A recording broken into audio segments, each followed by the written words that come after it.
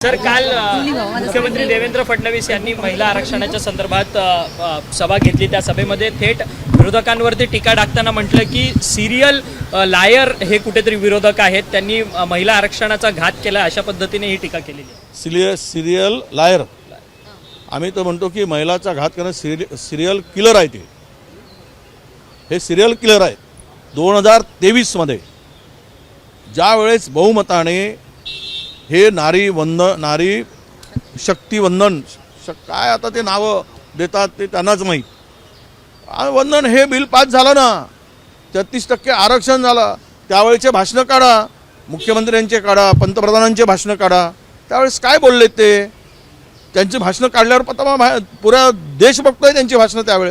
त्यावेळेस एकमताने ते बिल पारित झालं आणि काँग्रेसचं नाव घेतलं नाही, पण प्राईम मिनिस्टरने मात्र भाषणातून या विरोध केला म्हणून 56 वेळा 58 वेळा कांग्रेस कांग्रेस कांग्रेस कांग्रेस ने ये किया, कांग्रेस ने वो किया, कांग्रेस ने ऐसा किया, कांग्रेस ने ये करने नहीं दिया। अरे जब ये बिल में उसमें आपल्या या बिलात त्याचा उल्लेखच नाही, नारी शक्ती वंदन उल्लेखच नाही, पण नारी शक्ती पुढे केली। आणि त्यावेळेस आमच्या मुख्यमंत्र्यांना सांगितलं आमच्या महिला नेत्यांनी की या आम्ही आमोरासमोर करू।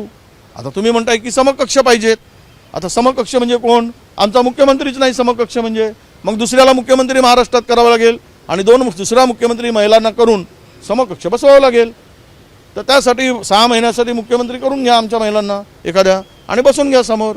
विषय हा येतो की इथे तुम्ही जे जुमलेबाजी करताय, आता देवेंद्रजींचा मला वाटतं की त्यांना मनापासून ते बोलत नाही आहेत, त्यांना ते दिल्लीवरून म्हणताय ते त्यांचं हे आहे ते राबवावं लागतं, दिल्लीचा प्रोग्राम स्क्रिप्टेड प्रोग्राम, त्यांचा काही दोष नाही, त्यामुळे ते त्या पद्धतीनं बोलत आहेत। पण वस्तुस्थिती काय आहे, ज्या बिलामध्ये याचा उल्लेखच नाही नारी शक्तीचा, नारी शक्ती वंदनच नाही, तरी हे चंदन फासून पूर्ण महाराष्ट्रामध्ये काल पाहिलं ते महिलांचा आक्रोश।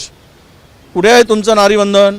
ज्या वेळेस तुम्ही इव्हेंट करताय, हे जे जुमलेबाजी करताय, हे सगळे ढोंग करताय, तर हे महाराष्ट्रातील आणि कालचं एका चॅनलवर पाहिलं, मी नाव नाही घेणार, ते पाहिलं किती टक्के लोकांनी त्याला समर्थन दिलं। 18% लोक त्यांच्या बाजूला आहेत। हे जे मानतायत हे की नारीवर अन्याय झाला, बहिणीवर अन्याय झाला, हे यामध्ये जुमलेबाजी आहे, हे राजकारण आहे, हे 82% लोकांना माहीत नाही। त्यामुळं या अशा फालतूगिरीला महाराष्ट्रातील जनता बळी पडणार नाही असा आम्हाला विश्वास आहे। सर, काल या सगळ्या आंदोलनामध्ये एक महिला देखील संतापलेली होती, ती गेल्या अनेक तासांपासून वाहतूक कोंडीमध्ये अडकलेली होती आणि नंतर त्यांनी या वाहतूक कोंडीचा जाब जो आहे तो मंत्री गिरीश महाजन यांना देखील विचारला। तो व्हिडिओ सध्या सोशल मीडियावरती प्रचंड व्हायरल होतो। म्हणजे महिलांचा आक्रोश काय असतो हे काल त्या महिलेने दाखवून दिलं आहे की लोकशाहीमध्ये, डेमोक्रेसीमध्ये, आणि हे सगळे जे काही काल चाललं होतं, काल आम्ही त्यावर ट्विट केलं आहे माझं, आणि मी त्यात सांगितलं आहे की जनतेने त्या भगिनीने यांना आरसा दाखवला, वस्तुस्थिती दाखवली। तुम्ही काय 10-20 महिला गोळ्या होऊन तिकडे हे करताय, नारी शक्तीच्या बोंबा मारताय, त्या सगळ्या गोळा केलेल्या, आणि तुम्ही त्यांच्या मनातूनही तो आवाज निघत नव्हता, पण जो आवाज काल निघाला तो खरा आवाज होता कि ये तुम बकवास कर रहे हो, तुम लोगों के साथ में महिलाओं के साथ में बेईमानी कर रहे हो, यही उनको जताना था। अगर थोड़ा भी उनको लगता कि ये लोग सच्ची दिल से सगळ्या म्हणजे प्रामाणिकपणे, इमानदारीनं, सच्च्या मनाने जर ही महिला असत्या तर तिला समजलं असतं की हे लोक, ही सगळी मंडळी इमानदारीनं रस्त्यावर उतरली आहेत महिलांच्या अधिकारासाठी। पण त्या महिलेला माहीत झालं हे बोगस आहेत, हे जुमलेबाज आहेत, हे केवळ इव्हेंट करून महिलांचं मत घेण्यासाठी हे राजकारण करत आहेत, हे त्या महिलांना ओळखलं, म्हणून ती भगिनी अगदी शूरवीरपणे त्या सगळ्यावर तुटून पडली आणि सगळ्यांची तोंड बंद झाली, काही करू शकले नाहीत, कारण ही सत्यता होती, सच्चाई होती। काल देवेंद्र फडणवीस हे देखील म्हणाले स्वतःच्या भाषणात की 1 कोटी महिलांच्या सह्या ज्या आहेत त्या राहुल गांधींच्या तोंडावरती मारणार आहोत घेऊन, अशा पद्धतीचं वक्तव्य त्यांनी केलं। नाही, चुकीनं म्हटलं असेल ते, त्यांना दुसऱ्याच्या तोंडावर मारायचं असेल तर राहुल गांधींचं नाव चुकीनं कदाचित आलं असेल. कारण राहुल गांधी हा सच्चा इन्सान आहे, इमानदार माणूस आहे, समर्पित माणूस आहे. हा जुमलेबाज माणूस नाही, खोटं बोलणारा माणूस नाही, रंग बदलणारा माणूस नाही. नॉर्थमध्ये जाऊन वेगळा रंग, साऊथमध्ये जाऊन वेगळा रंग असा होत नाही. तर कोण सरड्याप्रमाणे रंग बदलतो, हे रंग बदलतो, सरड्याप्रमाणे कोण ड्रेस बदलतो, हे सगळं माहीत आहे. त्यामुळे देवेंद्रजी काय म्हणालेत हे त्यापेक्षा महाराष्ट्रातील देशातील जनतेला ठाऊक आहे. मल्लिकार्जुन खरगेंनी थेट पंतप्रधान नरेंद्र मोदींची तुलना जी आहे ती दहशतवाद्यांसोबत केलेली आहे. कशा पद्धतीने वक्तव्य बघता तुमच्या पक्षाच्या अध्यक्ष? ते तर पूर्वी त्यांच्याच पक्षातल्या सुब्रमण्यम स्वामींनी बोलले. त्याचं उत्तर का देत नाही भारतीय जनता पक्ष? एक आमचा अध्यक्ष एक पिछड्याच अतिमागास माणूस आहे, तो सत्य बोलतो.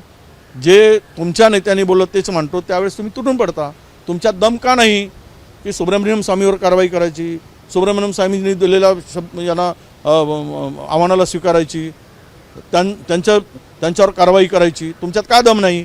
ते जे मांडतात रोज तुमचे कपडे काढत आहेत, पंतप्रधानांवर वाटेल त्या पद्धतीनं बोलत आहेत. महिलांचा अपमान केला आहे त्यांनी, सुब्रमण्यम स्वामींनी.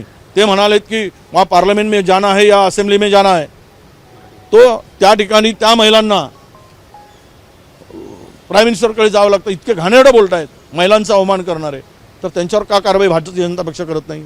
आणि इकडे मात्र एक मागासवर्गीय नेता सत्य बोलतो तर त्याच्यावर तुटून पडतात.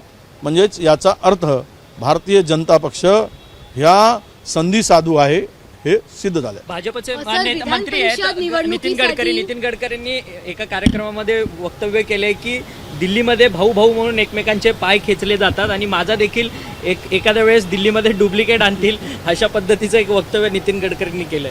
हे तर सगळ्यांनाच ठाऊक आहे. गडकरी साहेबांच्यामुळे महाराष्ट्रात देशामध्ये जे काही कामं झाले ते नितीन गडकरींनी केलेली कामं सगळ्या देशाला माहीत आहेत.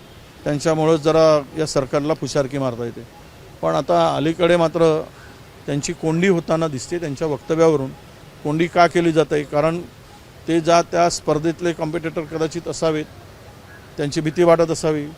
महाराष्ट्रीयन माणसाची भीती नेहमीच दिल्लीवाल्या दिल्लीच्या नेतृत्वाला वाटत आहे. त्यामुळे आज त्यांच्यावर जो प्रसंग आहे त्या प्रसंगातून ते जात आहेत आणि त्यातल्या त्या भावना आहेत, त्या भावना ओटातून आलेल्या नाही आहेत, त्या पोटातून आणि हृदयातून आलेल्या भावना आहेत, सत्यता दाखवणाऱ्या भावना आहेत. आणि पुढचं राजकारण काय होते हे दिशा देणारं त्यांचं वक्तव्य. विधान परिषद निवडणुकीसाठी काँग्रेसने आपली भूमिका स्पष्ट केली आहे, परंतु उद्धव ठाकरेंच्या पक्षामध्ये आता लॉबिंग सुरू झालं आहे. जर उद्धव ठाकरेंच्या व्यतिरिक्त एखादा दुसरा उमेदवार देण्यात आला तर तुमची भूमिका काय असेल? स्वतः उमेदवार आम्ही चर्चा करू, अजून काही त्यापासून संपलं नाही. आम्ही पार्टीच्या आमचे प्रदेशाध्यक्ष आणि प्रमुख नेते चर्चा करून त्या संदर्भातला आमचा निर्णय आम्ही ठरवू. सर, सुनेत्रा पवार यांनी बारामती प्रचारादरम्यान जे आहे त्यांनी असं वक्तव्य केलं आहे की अजित पवारांच्या बाबतीत जे काही ॲक्सिडेंट झाला जनतेच्या जे मनात आहे ते माझ्याही मनात आहे. शंका पहिल्यांदा त्यांनी उपस्थित. मला वाटतं की सुनेत्राताईंनी उशीर केला हे वक्तव्य करण्यास. उशीर झाला असं मला वाटतं. ज्यावेळेस ही घटना झाली त्यावेळेस अख्खा महाराष्ट्र आणि देश हा घातपात म्हणूनच ओरडत होता. त्यावेळेस जर त्यांनी ती भूमिका घेतली असती, शपथविधी घ्यावं की नाही घ्यावं त्यांचा प्रश्न आहे, पण त्याच वेळेस त्यांची भूमिका जर क्लिअर झाली असती तर यातलंच अनेक गोष्टी क्लिअर झाल्या असत्या, चित्र स्पष्ट झालं असतं. अजूनही लोकांना तेच वाटतं की अजितदादांचा अपघात हा नाही, तो घातपातच आहे. अनेक लोकांचं आणि त्यामधून आलेले काही धागेदोरे जोडतात, ते काही समोर येतात, कंगोरे त्यातले, यातून हे स्पष्ट आहे. आणि आत्ता बोलून केवळ त्यावर संशय निर्माण करण्यापेक्षा त्याची संपूर्ण सखोल चौकशी व्हावी यासाठी ताईंनी पुढाकार घ्यावा.